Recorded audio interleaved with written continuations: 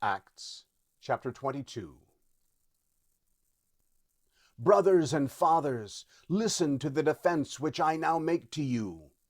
When they heard that he spoke to them in the Hebrew language, they were even more quiet. He said, I am indeed a Jew born in Tarsus of Cilicia, but brought up in this city at the feet of Gamaliel, instructed according to the strict tradition of the law of our fathers, being zealous for God, even as you all are today. I persecuted this way to the death, binding and delivering into prisons both men and women, as also the high priest and the council of elders testify, from whom also I received letters to the brothers and traveled to Damascus to bring them also who were there to Jerusalem in bonds to be punished. As I made my journey and came close to Damascus, about noon, suddenly a great light shone around me from the sky. I fell to the ground and heard a voice saying to me, Saul, Saul, why are you persecuting me? I answered, Who are you, Lord? He said to me, I am Jesus of Nazareth, whom you persecute. Those who were with me indeed saw the light and were afraid, but they didn't understand the voice of him who spoke to me. I said, What shall I do, Lord? The Lord said to me, Arise and go into Damascus. There you will be told about all things which are appointed for you to do. When I couldn't see for the glory of the light, being led by the hand of those who were with me, I came into Damascus. One Ananias, a devout man according to the law, well reported by all of the Jews who lived in Damascus, came to me, and standing by me said to me, Brother Saul, receive your sight. In that very hour I looked up at him. He said, The God of our fathers has appointed you to know his will and to see the righteous one and to hear a voice from his mouth. For you will be a witness for him to all men of what you have seen and heard.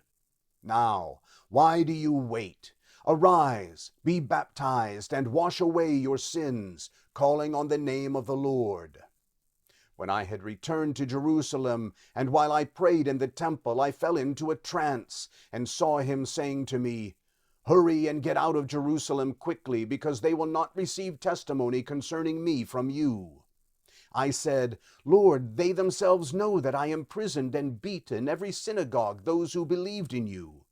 When the blood of Stephen, your witness, was shed, I also was standing by, consenting to his death and guarding the cloaks of those who killed him. He said to me, Depart, for I will send you out far from here to the Gentiles. They listened to him until he said that. Then they lifted up their voice and said, Rid the earth of this fellow, for he isn't fit to live.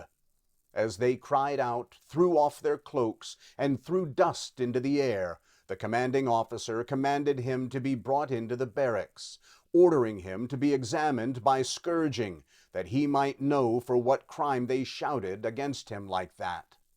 When they had tied him up with thongs, Paul asked the centurion who stood by, Is it lawful for you to scourge a man who is a Roman and not found guilty?